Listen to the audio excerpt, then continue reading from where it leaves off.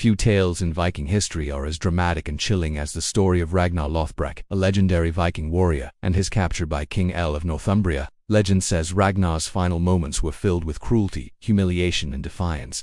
But what really happened, and how much of this story is history versus myth? According to the sagas, Ragnar was a fearless Viking who raided across Europe, striking terror into the hearts of his enemies. But his greatest rival was King Aelle. When Ragnar was finally captured, the stories say Aelle subjected him to torment before delivering a brutal death. Yet the way Ragnar faced this moment is what made him unforgettable. Medieval chronicles from the 9th century describe Ragnar being thrown into a pit of snakes as punishment, a terrifying fate designed to both terrify and kill. But the sagas add their own legendary layers to the story. They say that King Aelle mocked Ragnar, taunting him as he approached his horrible death, and they say that Ragnar responded with defiance, chanting that his sons would one day avenge him. This moment, whether fact or myth, became a symbol of Viking courage in the face of unimaginable suffering.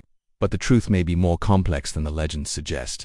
Some historians believe that Ragnar was actually a blend of many Viking leaders rather than a single historical figure, and the snake pit may have been a purely symbolic element of his story, a dramatic tale meant to inspire fear of Viking revenge.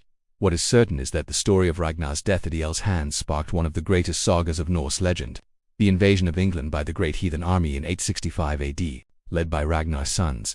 This force of 2,000 Viking warriors overran Northumbria and is said to have killed King Aelle, avenging their father's death.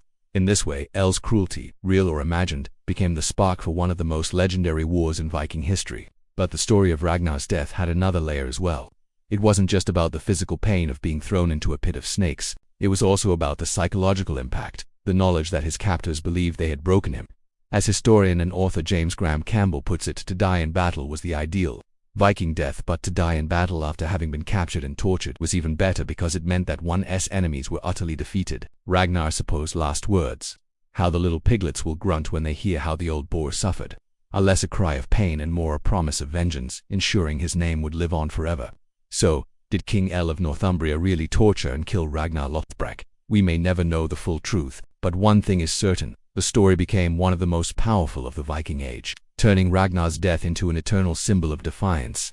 For more forgotten tales and legendary battles, subscribe to Shadow Files. History hides many dark stories. Are you ready to uncover them all?